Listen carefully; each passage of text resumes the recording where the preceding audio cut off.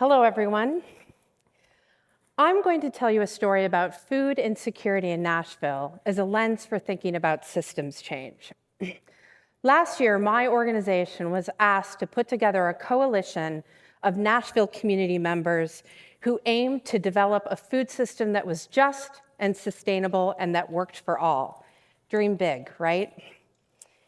Nashville is currently the 5th fastest growing large metro area in the United States, and economic indicators are positive.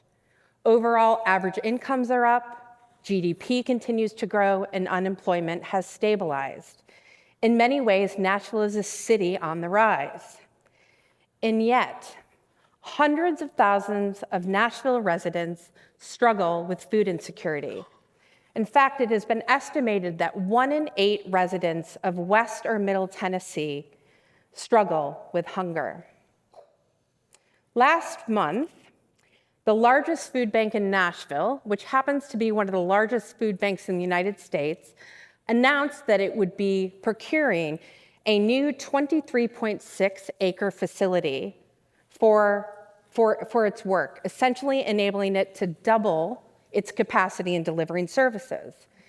In many ways, this news might seem like good news, right? As the city continues to grow, institutions like food banks are figuring out how might they meet the needs of this growing population. However, I took this news with a bit more reticence. I had a complicated reaction to this news. And that's because I would posit that though food banks are absolutely essential, they represent a failure in our system. I think the more compelling question is, how have we created and then somehow fundamentally, how have we created and then somehow fundamentally normalized a system in which we waste 30 to 40% of our food supply, and yet 700 million people go hungry? This is not to denigrate the work of food banks. They're doing incredible work to meet the needs today. But we also need people, and I'd say more people, who are screaming from the rooftops, why the heck do we have 700 million people who are hungry in the first place? This is the work of systems change. Before we talk about systems change, I want to talk about what is a system. So a system is a group of interdependent parts that work together to yield a particular function or purpose. So let's take the food system, for example. What is the purpose of the food system? You might say that the purpose of the food system is to grow food and feed people, right? Seems obvious enough. However, I just told you that 700 million people across the globe are hungry. Is that really the purpose of the system? It doesn't seem to be working really well. I would argue, in fact, that the purpose of the food system is to efficiently extract value from the land and labor to deliver maximum yield and profits for a relatively small group of people. After all, a system gets what it's designed to get. Let me say that again.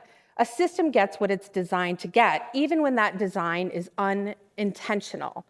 This is perhaps best articulated by Anthony Beer's famous quote that the purpose of a system is what it does. After all, there is no point in claiming that the purpose of the system is what it consistently fails to do. What I would argue is that when we say a system is broken, what we actually mean is that the system, the components of the system, are not working together in a way that yields the results that we actually want, the goals that we think are important. This is the work of systems change, to fundamentally come together and bring different practices and processes to rewire the system in an effort to hopefully gently coax this system to new outcomes, and I would say better outcomes. Okay, so we all know that systems change work is not easy, and any of us who have ever tried to do it understand that there is no recipe for the perfect systemic solution. However, recently when working in Nashville, the group of folks that we were working with came up with this list of criteria that they have used to evaluate the recommendations that they want to put forward to the city. And I think this list of criteria that they've come up with is actually really compelling. And I want to share it with you today because I think it is a list of criteria that if we are also committed to a just and sustainable future, that we can use to evaluate the solutions that we think are systemic. So let me share them with you here. Number one, how do you know if your solution is systemic? The first thing to ask is, does it have the potential to redistribute power? Does it invite new voices into the conversation? And does it pursue different and unique forms of leadership? Second, does your solution shift relationships amongst the people and the components in the system? Third, what about flows of information? Does your solution change who gets information, how easily they can get it, and what is determined as relevant information? Flows of resources, especially financial resources. Who fundamentally wins and who pays with your solution? One of my favorites, governance. Does your solution experiment with new types of governance? And does it consider decision-making? And does it ask what is potentially my favorite question in systems change, which is who decides and then who decides who decides? Does it consider value, how value in value chains is defined, how it is captured, and how it is distributed? Does it have the potential to not just eliminate unintended consequences, but deliver co-benefits, effectively addressing multiple needs in a community? Does it challenge competitive thinking and enable more joined-up thinking across systems? Another favorite of mine, does it have the potential to right past wrongs, both ecological and social? And potentially, most importantly, does it look at ways of working? If the solutions that you developed were not done so with a mindset and values that you hope are actually manifest in the outcomes, you might be in trouble. Because in systems change, the ends never justify the means.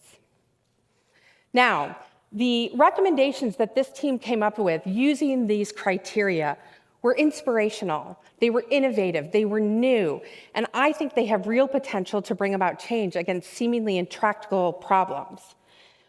Do we know that they will definitely change the system in Nashville? We won't know that until the future.